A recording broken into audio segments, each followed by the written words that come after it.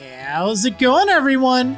Marriland here, and that's right, it's time for more Pokémon Sword and Shield.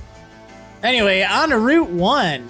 Here we go, this is quite the big step, you know, my first step toward becoming the next champion.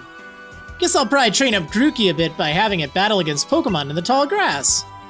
You should get yourself to the building with the purple roof and the great red and white ball mark out on the front. That's the Pokémon Research Lab. Alright, sounds good. So let's just go on over there. Oh, wait. What? There's a lot of Wooloo in my path. You wouldn't want to wake up the sweet sleeping Wooloo, right? Better to take the long way around. Yeah, it's a literal roadblock of sleeping Wooloo. They are, without a doubt, the most adorable annoyance throughout the game. They will block your path at many different opportunities. Okay, so this is interesting. We can now finally walk through the tall grass. So things have changed a bit. You can now, of course, see Pokemon roaming around just on the field like that, which is pretty handy. It's very reminiscent of Pokemon Let's Go. However, you can also still run into other Pokemon. See that exclamation mark there? Well, that's a truly wild encounter. In this case, it's the new Pokemon Blipbug. Nice little bug type. So yeah, that's kind of interesting. So also at this point, you can catch Pokemon if you want. Now, it's totally up to you if you want to or not. You only have 5 Pokeballs, and there is a special cutscene that will play if you don't catch anything by the time you get to Route 2, because we haven't had our obligatory tutorial battle, right? I will show you that footage, but let's go ahead and catch this Blipbug. Now, normally, you'll need to weaken up the Pokemon before you attempt to catch them, but thankfully, the early game stuff is pretty easy to catch during your first visit through, so that's nice. And now I finally have a Pokemon. Now, I won't even be able to catch all the Pokemon on this route with just the Pokeballs I have, so we're just gonna get what I can. Anyway, that exclamation mark indicates it's a random encounter, like that. See, if you run over to where the grass is shaking, you'll run into yet another encounter. In this case, it's Squavit! Yes, we can finally catch one of these things. I'm not going to, though. I can get a much higher level one in a little bit.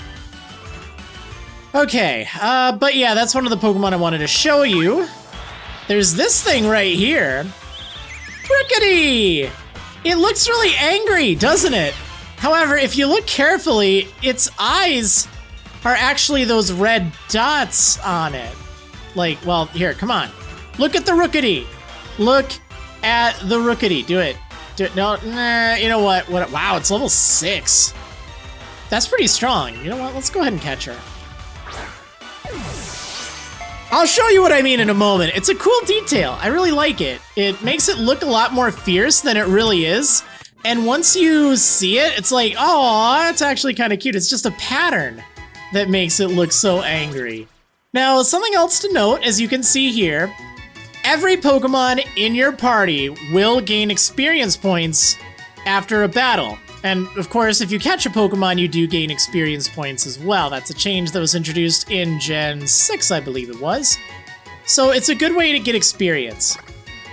This is effectively the experience share. It is turned on at all points in the game. There's actually no way to turn it off. Is that a problem? Let's talk about it. Now, for the record, I haven't completely finished the game yet. I don't know exactly how well it will work. But remember, it's important to consider the game is balanced around this. And also, whichever Pokemon actually participated in the fight, like for being sent out for at least one turn, it seems they do still gain more experience. It's basically the experience share on all the time. It's not like, you know, just having everyone gets all the experience. And it's based on level too. So as a Pokemon gets to a higher level, it won't gain nearly as much experience. From at least what I've played, it seems like it's about right. Anyway, this is what I mean with that Rookity. See how its eyes? They're actually the red bits, and the white, that's actually just a pattern on its face. I love that detail. I think it's really cute. So yeah, these are two of the Pokemon. I guess we'll take a quick look at them. Yeah, Blipbug, kinda interesting. Only has Struggle Bug, which honestly, that's not that bad for this point in the game. And Rookity has some interesting moves. Peck, Power Trip, gets better stuff later. But yeah, anyway, let's get out of here. Oh yeah, and whoop, we run into this again. Wow, actually, this is a quite rare encounter on this route. Apparently, it's only a 5% chance, so it's Hoot. Yeah, let's go ahead and catch it. Now, of course, we've already seen this Pokemon. It's not exactly new, is it? Really? It broke out. Oh, that's so disappointing. Wow. Alright, well, fine. I guess we'll use Quick Attack on you.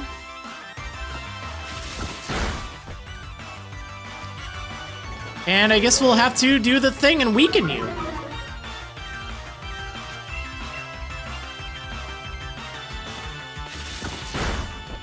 Alright, there we go. Never really would have thought a Hoot would be doing the most damage to me, wow. Well, other Pokemon you can run into here, you can run into Caterpie, Grubbin, actually I'm pretty sure that's it as far as the random encounters go, so the ones that you won't see on the field. But you'll see different Pokemon roaming around the field. They're actually two separate things. And let me turn off the nickname prompt. I said I wasn't gonna nickname my Pokemon. I know. I'm doing it over on my Pokemon Shield version, though. But that's just so if there's a new Pokemon, you won't be confused. You'll know what its actual name is. So for the Overworld Encounters that you see here, there's of course Squavit, that squirrel thing, there's Rookity, and there's two others. But over here, there's a potion for you to pick up. Where's the other thing? Oh, there's Wooloo. Yes, you can actually get a Wooloo of your very own. I only have one Pokeball though, right? Yeah, just one left. Well, we'll leave that Wooloo be for right now. Two Paralyze Heals can be found here. Now, this is a nice addition to the game, I have to say. When you pick up a new item, like an item you've never used before, it will show you what that item does.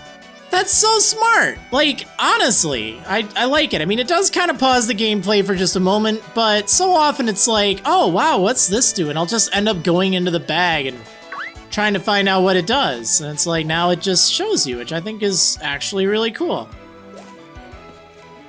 Alright, well, whoop. Looks like we're gonna fight a Rookity again. I really like to find the last Pokemon. Oh, I probably should at least fight a Wooloo, right? I don't have to catch it, but I can at least show you Wooloo in battle as opposed to just, you know, kinda rolling around. It's so cute! I love Wooloo. In fact, maybe I should catch it. I don't know. I think I'll wait for a stronger one. Or when I have more Pokeballs, because just in case I run into like a shiny or something, I'd be pretty sad. Alright. Where is the last thing that I can run into? It's a little bit on the rare side. It's a Pokemon that shows up on the Overworld. So you don't need to check the random encounters. There it is. Look at the thing. Alright, let's run into it. This is the new Dark Fox Pokemon, Nickit! And I love that name so much. Like, it's just one that has grown on me the more and more I think about it. So, like, to nick something is to kind of, like, steal it. I mean, I think it's British slang for, you know, like, taking something or stealing it. Like, I'm gonna nick that from someone, you know? Like, yeah, that's really cool, especially since, you know, that's what it's about. It's about, like, stealing things. But then the other thing about it is Kit, you know, Nick Kit, like a fox Kit, like a young fox. I love this name. The more and more I think about it, it really makes me happy. Anyway, let's go ahead and catch this thing. I know I said I'd wait, but I just have to. It's right here. They're not like super rare everywhere. It's just on this route. I think it's only like a 5% chance of running into it in the Overworld. So I've used up all of my Pokeballs now. Hopefully I'll get some more soon, right? Alright, well there we go. I got this thing. Lovely. What an interesting team. Splendid. Okay, so... yeah, anyway, that's all there is to Route 1. It's definitely a little bit more interesting than the first time we went through it, which was just walking along a path, which reminded me very much of Pokemon X and Y. But yeah, it's kind of nice that there's a little detour that you can kind of take a walk through. Alright, anyway, let's get on out of here.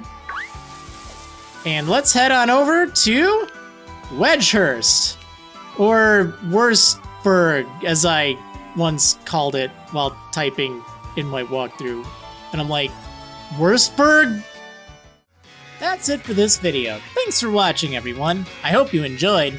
If you did, please consider liking the video, subscribing to my YouTube channel, and turn on notifications to get updated. Be sure to check out my website for more Pokemon Sword and Shield coverage, including a full mobile-friendly Pokédex, a powerful team builder, and a written walkthrough. See you next time!